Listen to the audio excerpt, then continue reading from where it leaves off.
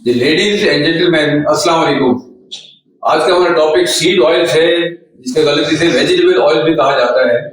इस बारे में हम पहले 2 पार्ट में बात कर चुके हैं।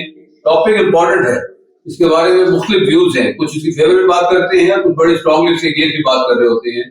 But we have to understand it with very open mind and with evidence based discussions. उसके बारे में बात करते रहे हैं। सबसे पहले हमने बात की थी इसके बारे में, हिस्ट्री के बारे में कि कैसे स्टार्ट हुआ। हिस्ट्री इसकी बहुत लंबी हिस्ट्री नहीं है। 1900 से पहले इंसान बिल्कुल से शनासा ही नहीं था कि ये वेजिटेबल ऑयल, सीड ऑयल क्या होते हैं। अपने खुराक में बिल्कुल इस्तेमाल नहीं करता था। अलबत्ता जानवरों को खिलाने के लिए या फर्टिलाइजर में ये चीजें इस्तेमाल होती थी। उसके बाद हमने देखा था कि सीड ऑयल बनाए कैसे जाते हैं, पूरे इनका मैन्युफैक्चरिंग कॉन्सेप्ट क्या है, क्या कुछ इसके अंदर ये यूज होती है, केमिकल्स कौन से यूज होते हैं, डिटर्जेंट्स कौन से यूज होते हैं, इनको वॉश कैसे किया जाता है। सो मुझे इसके अंदर बड़े अच्छे खासे स्ट्रॉन्ग हाइड्रोकार्बन भी यूज किए जाते हैं, जो हमने देखा था। तो इसके बारे में आज जो टॉपिक में जा रहे हैं वो ये है, थर्ड पार्ट है। इस थर्ड पार्ट के 2 हिस्से हैं। पहले हम देखेंगे कि सीड ऑयल कैसे या क्यों ये हमारे बॉडी पे इफेक्ट करते हैं, क्या मैकेनिज्म है, और दूसरा पार्ट इसमें होगा कि क्या क्या बीमारियां ये कॉज करते हैं।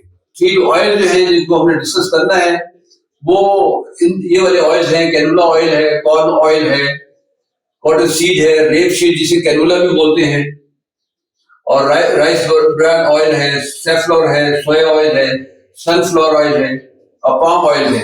ये सारे के सारे ऑयल्स इंडस्ट्री लेवल पे तैयार होते हैं और बहुत हार्मफुल हैं। लेकिन ये ऑयल अदरवाइज भी अगर मैनुअली भी इन्हें रेडी करें और बिल्कुल इनका आप विदाउट एडिंग एनी केमिकल भी अगर यूज करें तो फिर भी ये बहुत ज्यादा हार्मफुल है, क्योंकि इनके अंदर बताते खुद ओमेगा 6 बहुत हाई होता है। तो इसके अंदर कैसे इफेक्ट करते हैं हमें, क्यों और किस तरह इफेक्ट करते हैं। सबसे पहली बात तो ये है कि ये हमारे लिए जेनेटिकली मिसमैच है। एवोल्यूशन में ये, जैसे मैंने पहले बताया कि ये हमारी जो लाखों साल की एक एवोल्यूशन है इंसान की, उसके अंदर बिल्कुल इसलिए मिसमैच है कि इसकी हिस्ट्री सिर्फ 100 साल पहले की बनती है। और इसके अंदर जो चीजें होती हैं, इसके अंदर अगर यूएस से भी इसका देखा जाए कि इसकी क्या कंजम्पशन रही है, तो 1900 के करीब अगर देखते हैं तो सिर्फ 4 ग्राम्स पर डे के करीब सीड ऑयल की कंजम्पशन थी पर पर्सन। लेकिन अब जब देखते हैं तो 2010 के अंदर तो ये तकरीबन 80 ग्राम्स पर डे के हिसाब से इसकी कंजम्पशन इंक्रीज हो चुकी है। और इसी तरह कैलोरीज को देखते हैं, कैलोरीज कहाँ से हासिल करता है पहले इंसान। 1900 में जो कैलोरीज हासिल की जाती थी सीड ऑयल से वो हार्डली 1 to 3% होती थी। लेकिन बाय 2020 ये रेशो जो बढ़ के वो 8% पे चली गई, about 3 times to 4 times increase हुआ है। तो इसी के साथ भी कोरिलेशन बन जाती है, मुख्तलिफ डिजीज भी इंक्रीज हो रही है, उन भी बात की। दूसरा इसका ये है कि एवोल्यूशन मिसमैच के अलावा ये चीज है कि इसके अंदर जो ओमेगा 6 और ओमेगा 3 फैटी एसिड्स की रेशियो है वो बहुत अपसेट हो जाती है। नॉर्मली जो हेल्दी रेशियो है ओमेगा 6 टू ओमेगा 3 की रेशियो जो बॉडी के लिए बड़ी ठीक है, वो 1:1 होनी चाहिए। जितना ओमेगा 6 है तकरीबन उतना ओमेगा 3 होना चाहिए। लेकिन यहाँ पर जब ये डाइट हम इस्तेमाल करते हैं तो इसमें रेशियो 15:1 से लेके 20:1 तक चली जाती है, और ऑब्वियसली फिर ये मुख्तलिफ असरात पैदा कर देती है और ये अच्छी खासी क्रॉनिक इन्फ्लेमेशन पैदा होती है इससे, जिससे कई डिजीज जन्म लेती है। इसके अलावा अगर थर्ड पॉइंट इसे देखें हम तो ये है कि ये हाईली अनस्टेबल होते हैं। लाइट हो, टेम्परेचर चेंजेस आए, कोई और से चेंजेस आती है तो ये बड़ा उससे फौरन मुतासर होते हैं और ये रेंसिड हो जाते हैं। ये ऑयल बहुत ज्यादा अनस्टेबल है और इसके अंदर ऑक्सीडेशन होती है, और ऑक्सीडेशन के बाद इसके अंदर 2 प्रोडक्ट्स बनती है। वो दोनों प्रोडक्ट हार्मफुल है, एक तो ट्रांस फैट बनती है और ये हमारे लिए कार्डियोवैस्कुलर डिजीज और जो टाइप 2 डायबिटीज है ये इससे पैदा होती है। इसी तरह दूसरा जो इससे पैदा होता है लिपिड पेरोक्साइड पैदा हो जाता है। ये चीजें जो है कन्वर्ट होती है, डैमेज से बनता है, डीएनए का, प्रोटीन के डैमेज बनते हैं। अल्टीमेटली ये जो डिजीज कॉज कर देती है हमारे लिए, बड़ी अर्ली एजिंग है। और दूसरा ये डेवलपमेंट ऑफ क्रॉनिक डिजीज, मुख्तलिफ जो क्रॉनिक डिजीज हैं वो होती है। ये जब लिपिड पेरोक्साइड इंक्रीज होता है तो ये अल्टीमेटली जो पहुंचाता है हमें वो यहाँ पहुंचाता है कि इससे क्रॉनिक डिजीज पैदा हो जाती है और बहुत अर्ली एजिंग होती है। ड्यूरेशन ऑफ सेल्स होता है, उससे अर्ली एजिंग का इफेक्ट आता है। नेक्स्ट चीज है कि हमने अभी बात की कि बहुत अनस्टेबल होते हैं। इनका इंस्टेबिलिटी को खत्म करने के लिए इसके अंदर बहुत से केमिकल ऐड किए जाते हैं ताकि इनकी जल्दी ऑक्सीडेशन ना हो। और उसमें किस तरह केमिकल आते हैं, सिंथेटिक एंटीऑक्सीडेंट्स आते हैं, और जो फिर अल्टीमेटली हमारी बॉडी में जाते हैं तो मुख्तलिफ किस्म की प्रॉब्लम क्रिएट करते हैं। हमारे एंडोक्राइन ग्लैंड जो हैं उनके काम में वो डिस्ट्रप्शन पैदा कर देते हैं। फिर इनका इम्पैक्ट कैंसरस इम्पैक्ट भी होता है, कार्सिनोजेनिक इम्पैक्ट भी आता है इनका बॉडी के ऊपर, और इससे इम्यून सिस्टम जो है उसको अफेक्ट कर देते हैं, वहां पे काफी ज्यादा इम्बैलेंस क्रिएट कर देते हैं। ये इनके इफेक्ट है एडिटिव्स से जो हम ऐड कर देते हैं। फिफ्थ एस्पेक्ट जो है ये सीड ऑयल में है, ये यूजेबल नहीं है या हार्मफुल है, वो ये है कि बेसिकली ये जेनेटिकली मॉडिफाइड ऑर्गेनिजम्स हैं, जीएमओ सीड्स होते हैं जिससे बनाए जाते हैं, नेचुरल सीड्स नहीं यूज होते। और इन यूएस अगर सिर्फ देखा जाए डाटा जो है वो इनका इजीली देख सकते हैं, कॉर्न जो सीड्स हैं वो 88% जीएमओ हैं, सोया 93%, 94% और 93% जो कैनोला सीड्स हैं, ये सब के सब जीएमओ होते हैं, जेनेटिकली मॉडिफाइड होते हैं। तो इनको जेनेटिकली मॉडिफाइड इसलिए किया जाता है कि ताकि इनकी प्रोडक्शन बढ़ जाए बस, लेकिन इनके इफेक्ट जो हेल्थ के ऊपर आते हैं वो बहुत ज्यादा हार्मफुल होते हैं।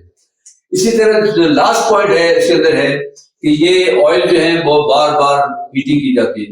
रेस्टोरेंट के अंदर जाकर देख लें, घर के अंदर देख लें, ये यूज हो जाता ऑयल किसी भी फ्राइंग के लिए, तो उसके बाद फिर उसको रख लिया जाता है, नेक्स्ट टाइम फिर उसको हाई हीट दी जाती है और जो भी उसके अंदर फ्राई करना है फिर उसको फ्राई किया जाता है। इससे क्या होता है, इससे दो इफेक्ट्स आते हैं। एक तो इसके कि विटामिन ई जो है वो डिप्लीट होता है, और उसका फिर दूसरा इफेक्ट इसका आता है कि इसके अंदर फ्री रेडिकल जो हैं वो फॉर्म होते हैं। ये दोनों फैक्टर जो हैं ये एडअप होकर प्रॉब्लम देते हैं। इनके दो इफेक्ट्स आते हैं। एक तो है कि ऑक्सीडेटिव स्ट्रेस बढ़ जाता है ओवरऑल बॉडी के ऊपर, क्योंकि ऑक्सीडेशन इंक्रीज हो जाती है, ऑक्सीडेटिव स्ट्रेस बढ़ता है और डीएनए और प्रोटीन सारा को ये डैमेज कर देते हैं। अच्छा, नेक्स्ट इनका इफेक्ट ये आता है कि जब ये रिपीटेडली हीटेड ऑयल यूज किए जाते हैं, बार बार यूज किए जाते हैं, तो ये कई इफेक्ट्स क्रिएट कर देते हैं बॉडी के अंदर। पहला इफेक्ट दे देता है कि हाई ब्लड प्रेशर इंक्रीज होता है इससे, फिर है कि हार्ट डिजीज इससे पैदा होती है, और लास्ट ये है कि इससे इंटेस्टाइनल लिवर डैमेज भी कॉज होता है। तो ये इफेक्ट्स हैं, ये कॉजेज हैं जिसकी वजह से ये प्रॉब्लम क्रिएट करता है इंसान की जिंदगी के लिए, इंसान की हेल्थ के लिए। अब क्या क्या प्रॉब्लम ये क्रिएट करता है उसको हम देखते हैं। ये मुख्तलिफ असरात हैं जो इसके आते हैं। सबसे पहला तो ये कि ये बॉडी में जाता है ये ऑयल, तो ये इनके बिल्कुल इनका बिहेवियर ऐसा होता है जैसे एस्ट्रोजन आ गया है।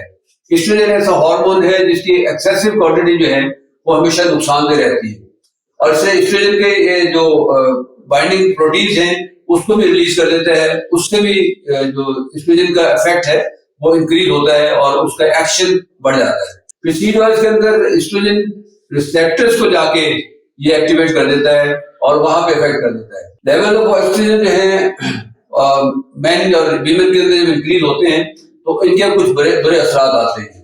पहले टेस्टोस्टेरोन जो हार्मोन है, जो मर्दाना हार्मोन है, इसके ऊपर इसके बुरे असरात आते हैं और से और दूसरी चीजें जो है वो अफेक्ट होती है।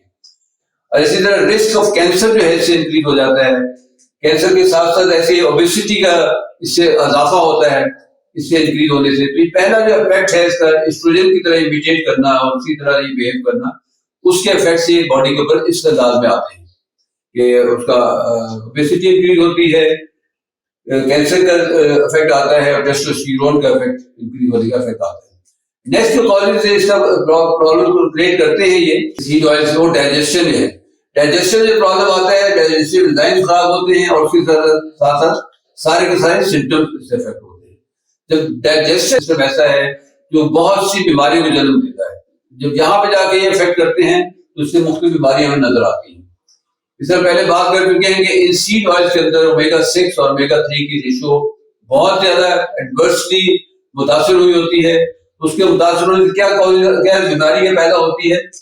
नॉर्मली जो वेस्टर्न सोसाइटी है वहां पे 50-20 की रेशियो से डाइट लेते हैं और उसकी वजह से ये जो है इंक्रीज इन्फ्लेमेशन होती है, और इस इन्फ्लेमेशन की वजह से कैंसर का इफेक्ट, कैंसर का चांस बढ़ जाता है और इसी तरह उसका ओबेसिटी का चांस भी बढ़ता है। सेफ अस्थमा इससे पैदा होता है। सांस की बीमारियां जो है इसी वजह से जो नॉर्मल किस्म की रेशियो है ओमेगा 6 की, ओमेगा 6 का बहुत टॉक्सिक इफेक्ट होता है। ये टॉक्सिसिटी जो है इसकी वो इंसान के सांस में प्रॉब्लम देती है और अस्थमा क्रिएट होता है। वैसे कॉग्निशन जो है इंसान का जो जहन है, याददाश्त है और जहन की बीमारियां हैं, डिप्रेशन है, एंजाइटी है, ये भी इसी से कॉज होती है। ओबेसिटी और डायबिटीज ये इंटररिलेटेड चीजें हैं। इसमें बहुत रोल है इसका ओमेगा 6 का, और ये कॉज कर देता है, और इससे इंसुलिन रेजिस्टेंस और फैटी लिवर भी इससे कॉज होता है। हार्ट डिजीज जितनी भी हैं इसके पीछे बहुत रोल है। अगर आप देखें 1900 से पहले हार्ट डिजीज का कोई केस नहीं था। फर्स्ट केस जो 1920 में रजिस्टर हुआ है अमेरिका के अंदर, तो इससे पहले कोई ऐसा नहीं। बड़ी स्ट्रॉन्ग रिलेशनशिप है कार्डियोवैस्कुलर डिजीज की, और ये ऑक्सीडाइज्ड फैटी एसिड जो है इसको प्रमोट कर देते हैं। इससे इरिटेबल बाउल सिंड्रोम और बाउल डिजीज जो है, ये दोनों चीजें इससे मुतासिर होती हैं। जब जैसे एसिडिक चीजें जाती हैं और टॉक्सिक मेटल जाते हैं तो ये मेदे को बहुत डिस्टर्ब करके रखते हैं। 9th इसमें इन्फ्लेमेशन है, और उसका कॉज हम पहले बात कर चुके हैं, टॉक्सिसिटी जो है ओमेगा 6 की, उसकी वजह से इन्फ्लेमेशन बॉडी में कॉज। इनफर्टिलिटी, और ये भी high ratio of omega 6 to omega 3 जो है, ये बॉडी में इस तरह की चीजें पैदा कर देती है कि हार्मोन इफेक्ट होते हैं, और उससे बांझपन जो है वो जन्म लेता है। मैकुलर डिजेनरेशन, इसमें जो आंख का पर्दा है वहां पर डिजेनरेशन शुरू होती है, और आंख के पर्दे में बिनाई के बहुत से मसाइल इस तरह जन्म लेते हैं, और ये भी एक बहुत बड़ा असर है। ऐसी ओस्टियोआर्थराइटिस, ये हड्डियों का भुरभुरापन या हड्डियों की कमजोरी जो है, ये इसी से पैदा होती है, और इसका बहुत ज्यादा इसका अहम रोल है जो सीड ऑयल है इसके अंदर। और ये सब बीमारियां ऐसी हैं जो कि ऐसा तक बढ़ती चली जा रही है, और पिछले 30-40 ईयर्स का डाटा लिया जाता है तो पता चलता है ये इंक्रीज होती चली जा रही है। उसकी रीजन वही है जो पहले बात कर चुके हैं, कंजम्पशन ऑफ सीड ऑयल्स बहुत बढ़ती चली जा रही है। ये हमारा कंक्लूजन है आज का, कि पहले हमने मैकेनिज्म देखा है, उसमें 6 रीजन देखी है कि किस तरह ये सीड ऑयल जो है मुतासिर करते हैं हमारी बॉडी को, क्या क्या इनके मैकेनिज्म है। इनका मिसमैच है, जो कि जेनेटिकली मिसमैच है, फिर ओमेगा 6 और ओमेगा 3 का इम्बैलेंस है, अनस्टेबल है, बहुत ज्यादा हाईली अनस्टेबल है, टेम्परेचर को और लाइट को बर्दाश्त नहीं कर सकते, और उस इंस्टेबिलिटी को खत्म करने के लिए केमिकल ऐड किए जाते हैं जो बताते खुद अपने बुरे असरात पैदा करते हैं। जीएमओ जेनेटिकली मॉडिफाइड ऑर्गेनिज्म तैयार होते हैं, और फिर ये बार बार हीटिंग से ये सारे के सारे बुरे असरात से बढ़ जाते हैं। नेक्स्ट हमने आज देखा है कि इसकी क्या क्या बीमारियां पैदा होती हैं, और बीमारियों में डायबिटीज है, कार्डियोवैस्कुलर डिजीज है, इन्फ्लेमेशन है, इरिटेबल बाउल सिंड्रोम है, और इस तरह की बेतहाशा बीमारियां, इनफर्टिलिटी, बोन प्रॉब्लम, ये सारी की सारी इससे इन्फ्लुएंस है। तो ये हमारा आज का टॉपिक था, यहाँ पे कंक्लूड होता है।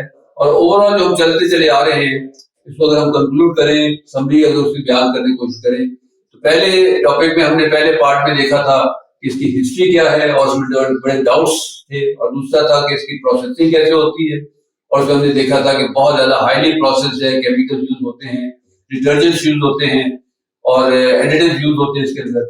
और आज हमने देखा है कि इसके टॉक्सिक इफेक्ट्स क्या है, एविडेंस बेस्ड देखा है। और नेक्स्ट टाइम बड़ा इंपॉर्टेंट टॉपिक है कि सारी की सारी प्रॉब्लम से निकलने का क्या चांस है, निकलने का तरीका है या नहीं है, वो हम इंशाल्लाह नेक्स्ट टॉपिक में देखेंगे। और आज के हम सेशन इसी से क्लोज करते हैं, जो इम्पोर्टेंट वेरी इंपॉर्टेंट सेइंग है आइंस्टाइन की, और गोल्डन वर्ड्स हैं।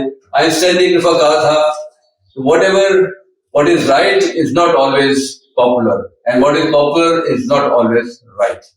और इसी तरह सीड ऑयल्स के बारे में ब्रीफली जो डिस्क्राइब किया था, अमेरिका के बहुत ही इंपॉर्टेंट और पॉपुलर मैगजीन है, पॉपुलर साइंस के नाम से, इन्होंने कमेंट किया था कि what was garbage in 1860 it became fertilizer in 1870 and cattle feed in 1880, and by 1890 it was there on the table of human beings। तो ये सीड ऑयल की हकीकत है। इसमें अगर कोई क्वेश्चन हो आज के लेक्चर के बारे में या ओवरऑल सीड ऑयल के बारे में, तो हमें जरूर बताएं, मुझे कमेंट्स में बताएं, तो हम उसका जवाब देने की कोशिश करेंगे। That's all, thank you very much, अल्लाह हाफ़िज़।